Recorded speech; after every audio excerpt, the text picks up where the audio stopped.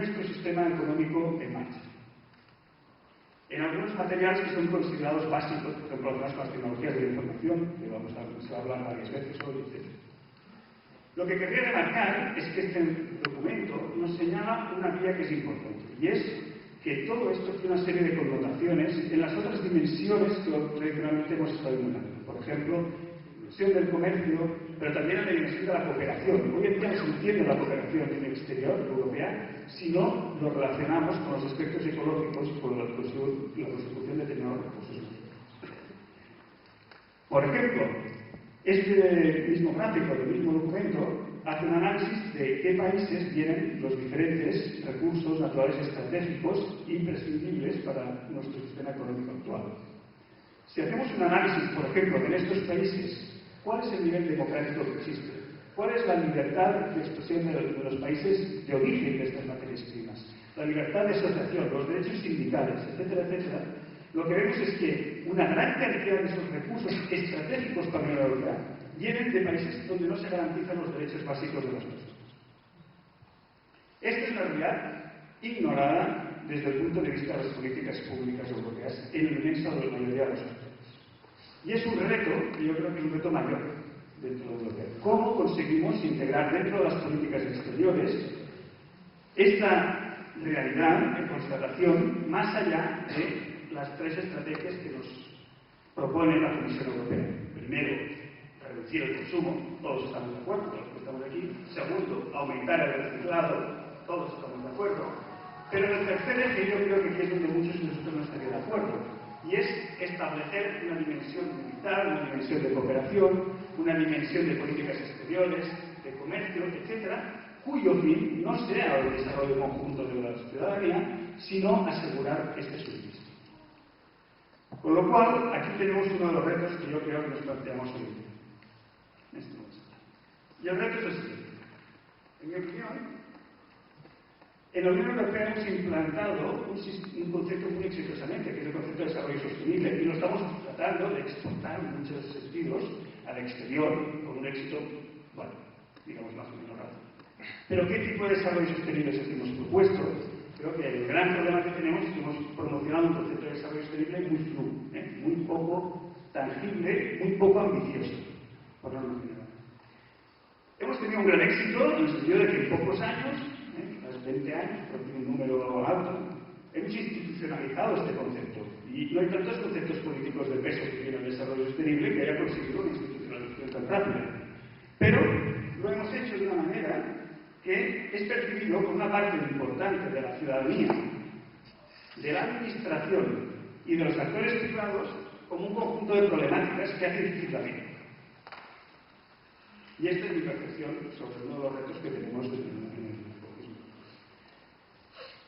Por lo tanto, el gran reto que tenemos, si queremos resolver la problemática de cómo tener en cuenta estos impactos exteriores de la Unión Europea en el exterior, no puede ser únicamente limitado a unas políticas exteriores. Tiene que ser un giro más radical de comprensión de lo que entendemos por el ecologismo, tanto en nuestras fronteras como fuera de nuestras fronteras. Y tiene que tener algunas características. Tiene que ser atractivo, tiene que ser útil, tiene que ser útil para los diferentes actores y tiene que ser suficientemente transformador para cambiar, para producir este cambio respecto a la crisis actual. Y aquí es donde yo quiero poner en la mesa un concepto, que es el concepto de justicia ambiental, que no es nuevo. De hecho, quería hacer una breve historia simplemente para que podamos comentar, pero que tiene todavía, en mi opinión, un gran desarrollo a ser ejecutado en Europa. Y que tiene una gran potencialidad, y es que se centra en la extensión de los derechos de las personas. Y de hecho lo podemos ver directamente desde el inicio de la historia. Cuando aparece el concepto de justicia ambiental, luego lo decimos muy brevemente, ¿dónde aparece? Pues aparece en Estados Unidos como tal. Y aparece, ¿quién lo impulsa? Pues lo impulsa los líderes que habían previamente, anteriormente, impulsado los movimientos civiles de Estados Unidos. Cuando se dan cuenta que uno de los colectivos más frágiles de su sociedad, en este caso afroamericana, tiene una cantidad de residuos en sus territorios muy altos y algunas plantas, las más contaminantes, en las zonas donde hay más densidad de afroamericanos. Y esto no lo argumenta desde un punto de hay que mejorar la eficiencia, hay que mejorar, etcétera, sino lo plantea desde derecho individual a que esto no suceda. y el derecho colectivo a luchar contra estas injusticias.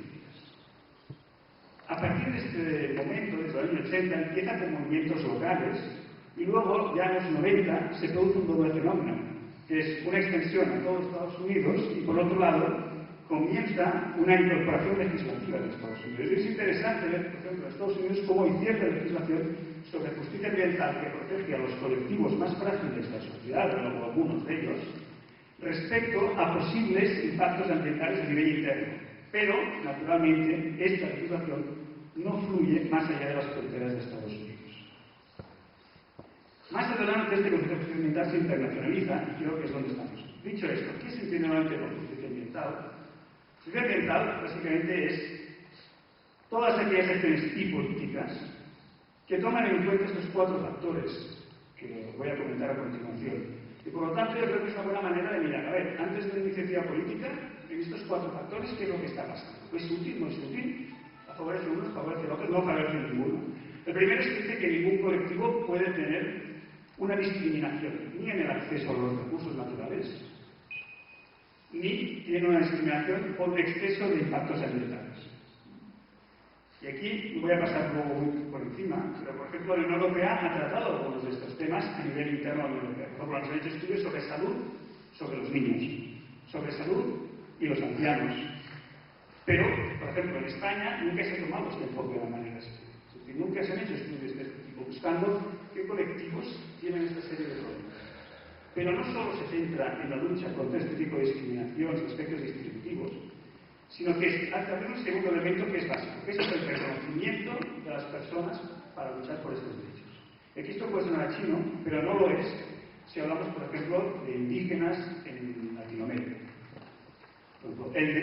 Los derechos adquiridos de los colectivos indígenas son unos derechos que son sistemáticamente vulnerados por los actores europeos.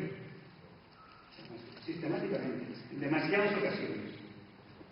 Entonces, elaborar políticas internas de la Unión Europea que traten de evitar este factor debería ser un elemento estratégico si queremos evitar estos impactos en el exterior. Pero también a nivel interno tenemos que ver si los colectivos son reconocidos. Por ejemplo, en España hay un gran colectivo ignorado que no puede opinar, por ejemplo, sobre ningún elemento de estrategias ambientales ni de políticas públicas, que son los inmigrantes que no tienen papeles. Este es un colectivo ignorado y existente. Entonces, una política ecológica debe tener en cuenta la lucha por este tipo de reconocimientos como un aspecto básico porque es una ampliación de los derechos de estos ciudadanos. Un tercer hecho es el tema de las capacidades. Es decir, hasta qué punto las políticas que desarrollamos impiden